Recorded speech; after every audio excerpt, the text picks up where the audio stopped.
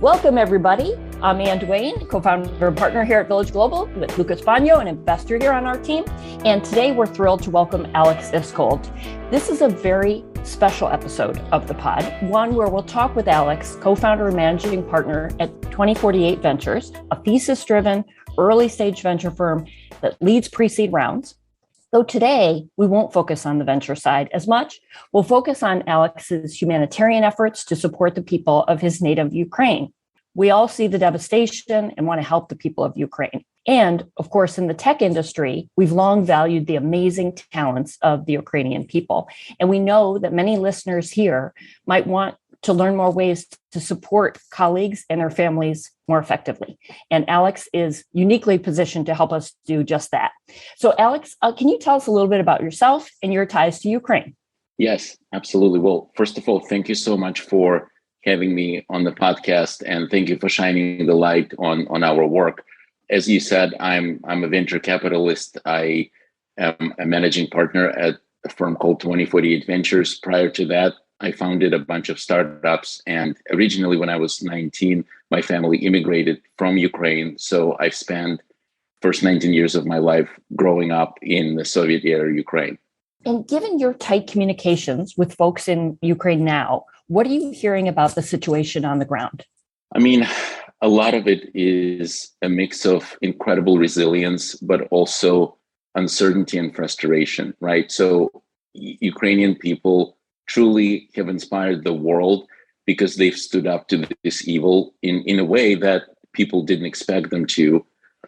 At the same time, we can only imagine what it feels like on the ground, and the uncertainty between being displaced to being killed to their families being tortured and fragmented. Probably the hardest part is the families being split up. I think a lot of my friends are in these uncertain situations where they can't leave because their husbands are still there, their sons are still there. But I think that there is a strong determination and will to win. I think the frustration comes from uncertainty as to how long this will go on. Right. You clearly have a strong bias for action, and you have swung into action to support the people of Ukraine multiple times. Can you tell us about the 1K project, what it aimed to do, and what has happened and how it's evolved over time? Yes, absolutely. 3 or 4 days into war, like everybody else, I was in a complete shock and a disbelief. But I knew that this is going to be a massive humanitarian crisis. And so me, my co-founder, Chrissy, and the team of now 80 volunteers launched the 1K project. And the idea is very simple. It's the idea of empowering families in US and around the world to send 1K directly to a bank card of a Ukrainian family. And this is sort of peer-to-peer distributed network of people helping people, where effectively everyone wants to make a difference. And so 1K project is basically that vehicle that empowers every single family to help another family. And if we can all do that, the impact is massive. And so the way that the system works is sponsors apply to sponsor families, and families apply to get help. And then we have a very strict vetting process for the families, where we now have a whole bunch of automation and code to vet the families and make sure that they're deserving. But also every single family application is reviewed manually by our team of about 40 volunteers. And then once the family is eligible to get help, we match the family with a sponsor. Sponsor gets instructions via text or email. And basically sponsors log into wise.com, which is what we use to send money. And then you basically get information about specific family. You can send that family the relief. And then a few days later, family replies with a thank you note that we then send back to the sponsors to close the loop. I mean, it's such a meaningful connection. Yeah. How is connectivity in the country right now? That's a great question. So, Ukrainian banking system is so resilient and so it's really interesting because it's difficult to send large amounts of money into Ukraine, but because we're using this distributed peer-to-peer system where 1K sent through Wise directly to the bank account, it goes through. And so that's kind of part of the magic. And we all intuitively know that we live in a world where networks are the most powerful things around us, right? Whether professionally, but this is a proof of a humanitarian relief network in action. And so in terms of the communication, the other thing that really we and families and sponsors are lucky is that even if family is displaced within Ukraine or is displaced outside of Ukraine, they still can access the money. And so, for example, some families are in Poland, but the money comes into their bank account in hryvnia, they're able to retrieve it even though they're not within Ukraine. So we've been lucky so far in the sense that communication and deliverability of the money has been solid. In terms of the project today, what are sort of the numbers that you can share of the success of the impact that you've made? But also, I would love to hear, I think for us living here in the US, not being a part of this, it's easy to think, like $1,000, like what can this make? But I was curious if you could share some success stories of the impact and things that you've heard of, how that money that may not seem like that much to a lot of people has actually impacted and changed the lives of the people you're supporting. Yeah, Lucas, these are excellent questions. So just high level stats to date, we've raised over $4 million, and that's been basically been in 4 weeks. And we've been able to fund close to 4,000 families. So we've become very efficient at sort of getting the money out. And, some other stats, 50% of these families are in Ukraine in their homes, 25% are displaced within Ukraine. They've become refugees. They live in other cities now. And then 25% are in Europe. The need is so much larger, though. We've just crossed 80,000 applications. So obviously we cannot help everyone. We've been prioritizing families with 3+ children and particularly single mothers, because as one volunteer said on the project, this war made every mother into a single mother. And just to understand how devastating this is, if you are a single mother and you are in Poland, you don't necessarily speak the local language, you can't get a job because you have to sit with kids. And so effectively, it's very difficult because you do not have that support. So to your second point, 1K is envisioned to be a bridge, and it's by design actually a very, very meaningful amount of money.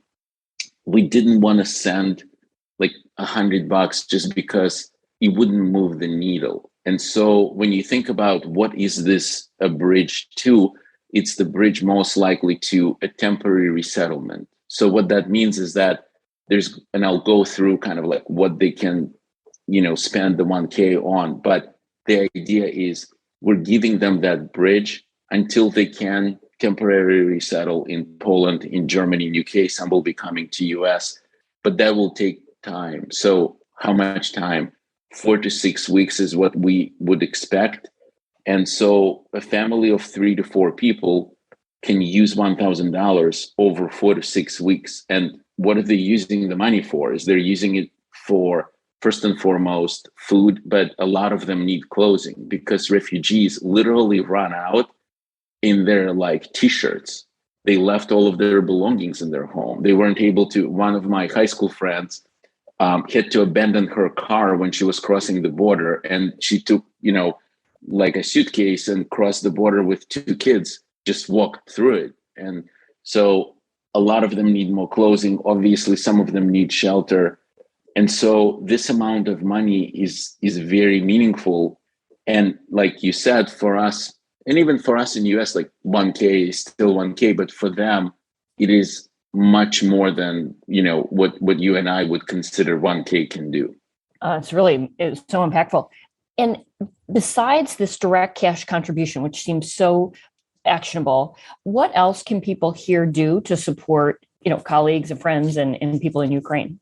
There are so many wonderful efforts. It's truly incredible, from direct donations to Ukrainian army both you can send cash and crypto to supporting efforts to get more supplies into Ukraine, to now increasingly there's a way to help through like different organizations that are focused on resettlement, which is also, as you can imagine, will require a bunch of dollars because of the wedding and matching. Airbnb has done an amazing job providing temporary housing. Obviously, you can get involved and donate to Red Cross, and that helps families that are wounded and humanitarian aids. So there's plethora of projects. Y Combinator recently published, I thought was like a really excellent and fairly short list.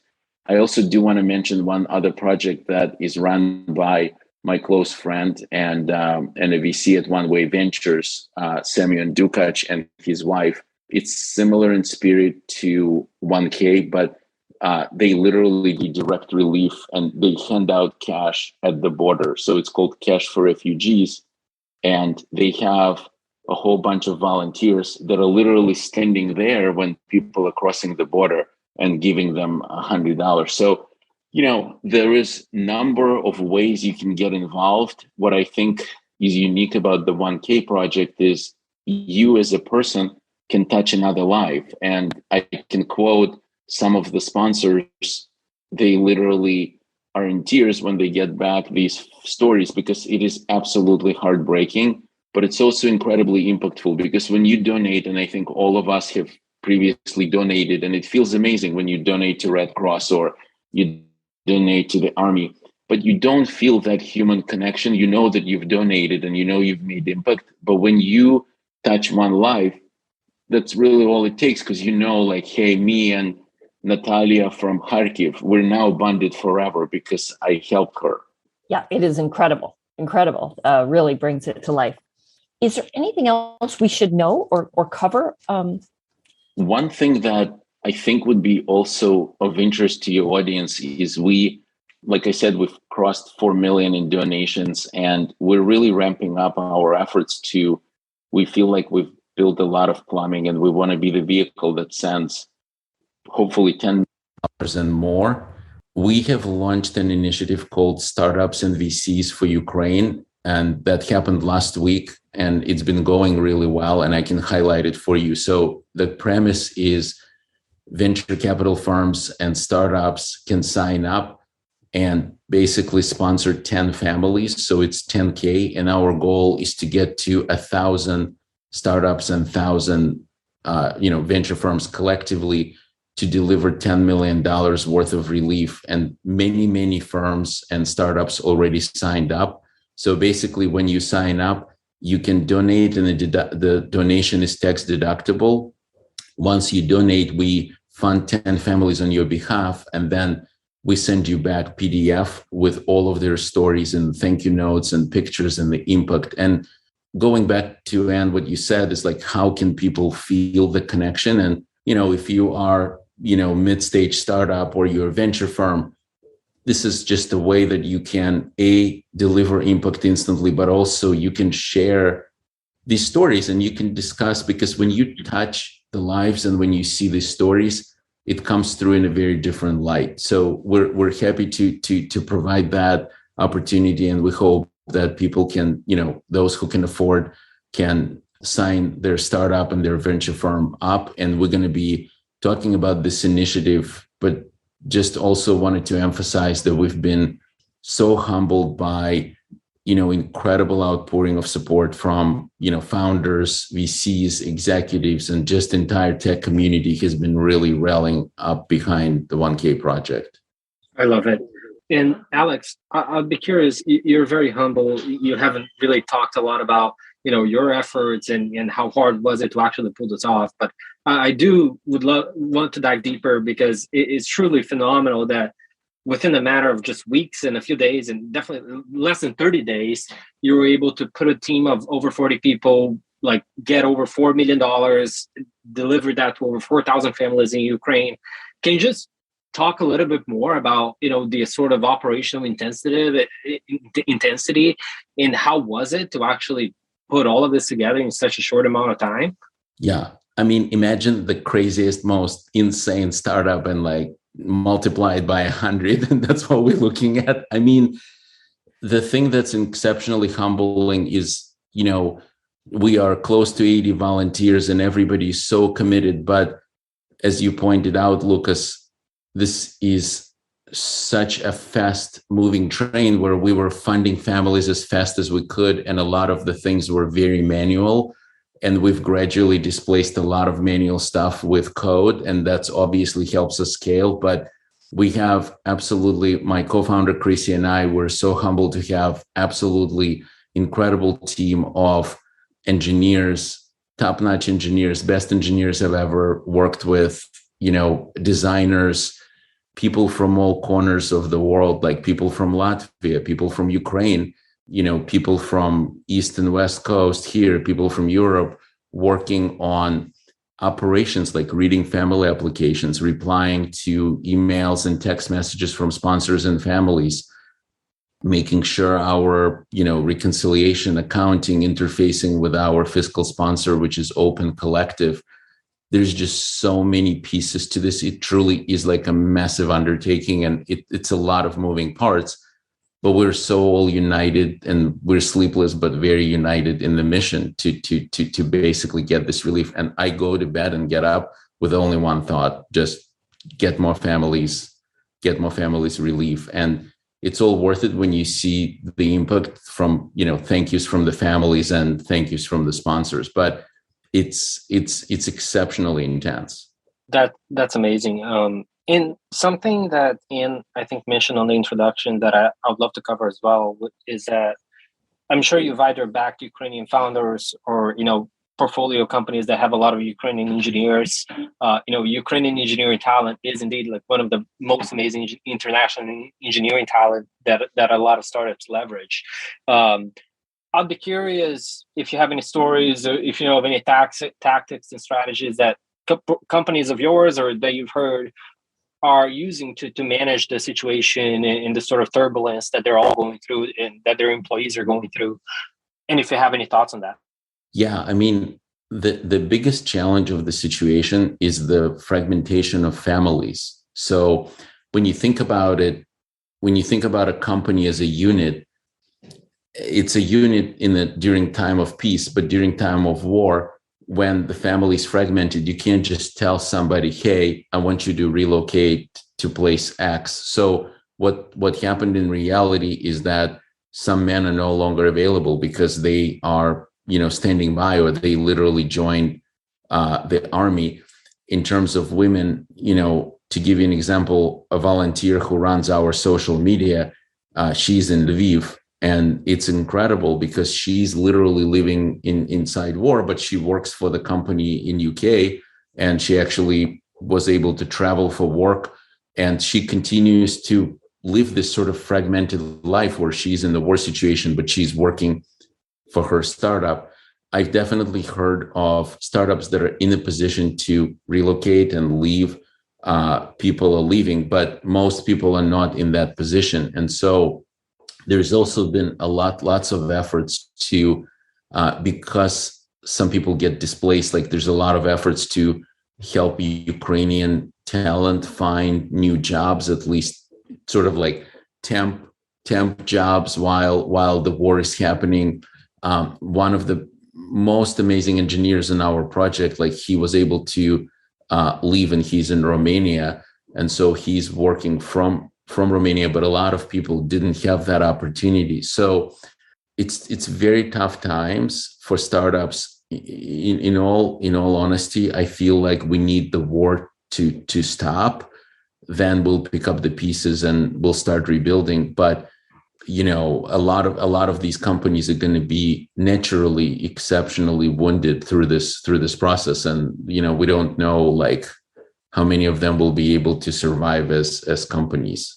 And on the point that you just made about the efforts that we're going to need to do and have after this war ends, part of what's so difficult about this is that even if the war ends tomorrow, the humanitarian crisis is still going to last for quite a long time, right? All the families displaced, all the cities that have been destroyed.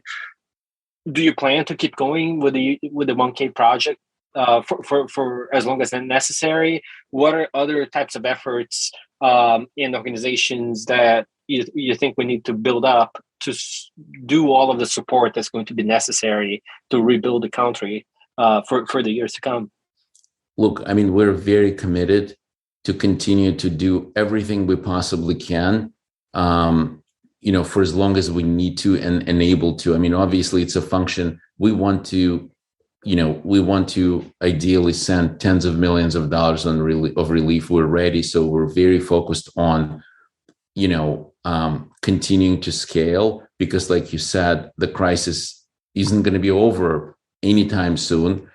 I think we increasingly realize that we are truly a bridge to that resettlement. And so in the near term, we want to be able to help more families, and then, be a link to various organizations that help resettlement. And then I think there will be a separate efforts to rebuild Ukraine. My feeling is at that point, the 1K project is not going to be as necessary, because there's going to be other vehicles for rebuilding. We don't know, but my feeling is there's just so much love and admiration towards Ukraine that if as soon as the war is over, there's going to be a lot of resources poured into the rebuilding. A lot of companies will locate there. A lot of opportunities will be created. A lot of building will be happening.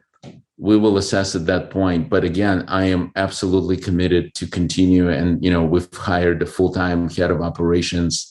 We are, very structured as a volunteer collective. And look, we want to help as many families as we can for as long as we can. Well, Alex, you're an inspiration, and really thank you and thank all the volunteers and the donors, of course.